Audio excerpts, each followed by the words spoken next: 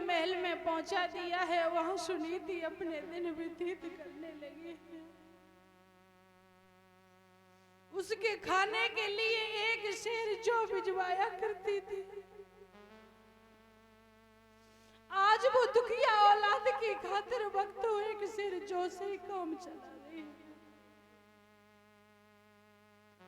उस टूटे हुए महल में अपने दिन व्यतीत करने लगी है।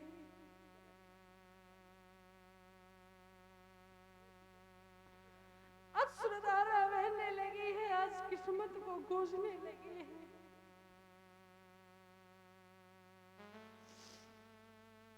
रहते रहते दिन बहुत व्यतीत हो जाते हैं, तो आज रानी सोचने लगी है इस जीने से तो मरना श्रेष्ठ है। क्यों ना मैं एक जंगल में जाकर के अपने प्राणों को त्याग दूं। तो आज वो दुखिया वहां से मरने के लिए जंगल में चली जाती है। मरने की राह खोजने लगी है, किस जीने से तो मरना ही श्रेष्ठ है।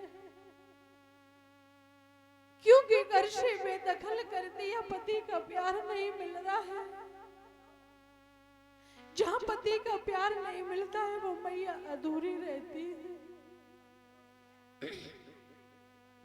घर में सब लोग प्यार देने वाले हो, एक पति प्यार ना दे तो वो मैया अधूरी है। तो आज मरने के लिए जंगल में चली जाती है, राह खोजने लगी है। तब तक एक सन्यासी बाबा आ जाते हैं। आज वक्त तो सन्यासी बाबा की सुनीति से बात हुई।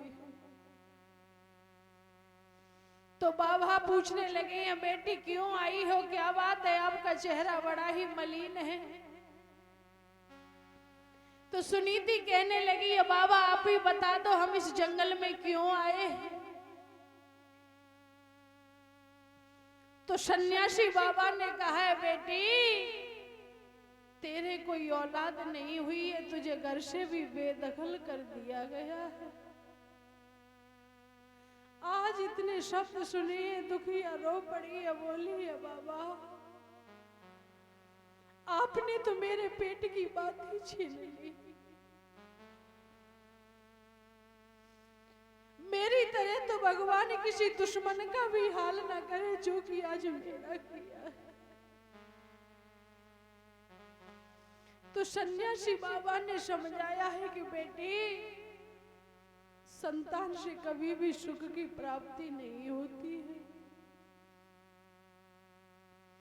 कल भी मैंने बताया था कि हर जगह वो सज्जन लोग नहीं मिलते हैं, वो संत लोग नहीं मिलते हैं। इस श्लोक में बताया गया था, शैले शैले न माणिक्यम मोतिक्यम न गजे गजे साधो नहीं सर्वतो चंदनम न बने बने। हर पर्वत पर मणि नहीं मिलती है, शैले शैले न माणिक्य। प्रत्येक हाथी के मस्तक में मोती नहीं होता। हर वन में भक्तों चंदन का पेड़ नहीं मिलेगा, और हर जगह वो संत वो सज्जन लोग नहीं मिलते हैं। तो आज वक्त समझा करके बाबा ने बोला है कि बेटी मैं बोलता हूं कि तू यहाँ से वापस फिर अपने महल में चली जा, तेरे पुत्र अवश्य पैदा होगा। तो आज वो दुखिया बोली है, बाबा मैं तो सोचती थी कि शायद संसार वाले झूठ बोलते हैं, लेकिन आप तो डबल रंगे रंगाए झूठ बोल रहे हो।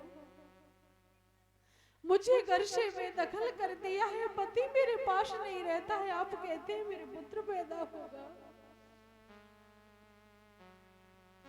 सन्यासी बाबा बोले, बेटी कुछ भी आपत्ति आए लेकिन तेरे पुत्र पैदा होगा। तू वापस तो चली जा। अगर तेरे पुत्र पैदा नहीं हो बेटी तो ये वन कहीं चला नहीं जाएगा, तू यहीं आकर के अपने प्राणों को त्याग देना। तो आज भक्तों सन्यासी बाबा की बातें सुन करके वो आज सुनीति वहां से चली जाती है। तो आज कथा और मेरी आपकी है। हमें भक्तों संत लोगों के पास बैठना चाहिए। जिंदगी में 4 चीजें बहुत श्रेष्ठ बताई गई हैं, जो बहुत महत्वपूर्ण हैं। जिंदगी में 4 चीजें बहुत श्रेष्ठ बताई गई हैं। नंबर 1 संत, नंबर 2 ग्रंथ, नंबर 3 कंत और नंबर 4 मंत्र।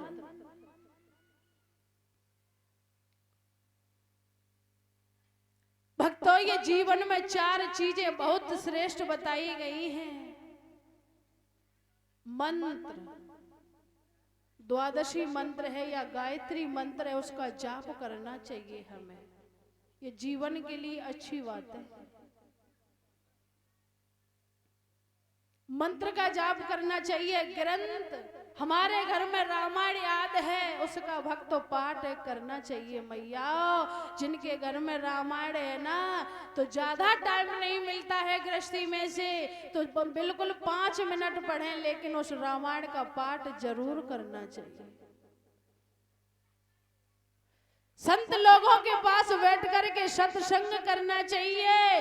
कंत, उस भगवान से प्रेम होना चाहिए। उस वांके बिहारी लाल से प्रेम होगा तो समझ लीजिए जीवन उद्धार हो जाएगा। जिंदगी में ये 4 चीजें कभी मत भूलना भक्तों। ये 4 चीजें इंसान को जीवन जान दिलाती हैं। जो भी इन 4 चीजों का सेवन करता है, उसका जीवन का उद्धार हो जाता है। भगवान ने भक्तों हमें ये सुंदरता दी है ना, ये सुंदर शरीर दिया है ना, कि ये गरूर और घमंड करने के लिए दिया है, हमें ये भगवान का भजन करने के लिए दिया है।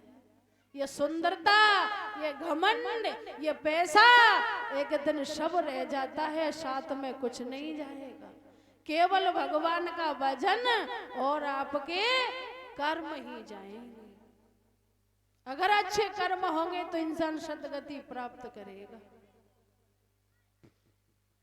तो मैया, जीवन में ये 4 चीजें याद रखना भक्तों। ये जीवन में बहुत श्रेष्ठ बताई गई है। जो लोग दूसरों का सम्मान करते हैं भक्तों, उनके घर में कभी भी कलह नहीं होगी। वो करना भी चाहिए, लेकिन आज की संस्कृति बहुत बदल गई है कि लोगों के पास थोड़ा पैसा हो जाता है ना, तो राम राम भी भूल जाते हैं। पास से निकल जाएंगे, लेकिन पता नहीं है कि ये बाप है का चाचा है, क्योंकि संस्कृति बदल गई है। तो इस गरूर घमंड में चले गए लंबरदार, रुक न पाए ठेकेदार, बड़ी बड़ी रियासतों के जमींदार चले गए वो वीर बहादुर, वो बलशाली चले गए, कोई भी वापस नहीं आया है। रावण के पास बहुत पैसा था, शरीर भी था, सब कुछ था, लेकिन दीपक जोड़ने वाला नहीं रहा था। तो भक्तों, अच्छे अच्छे विद्यार्थी चले गए, अच्छे अच्छे वंशाली चले गए, तो हम लोग तो आम हैं? तो कभी भी गरूर और घमंड नहीं करना चाहिए। कथा सुनने का मतलब ही यही है। कथा तो भक्तों ज्यादातर देखो सभी को आती है, लेकिन कथा सुनने से मेरे समाज का सुधार होना चाहिए, मेरी संस्कृति जागनी चाहिए। उसे भागवत कहते हैं।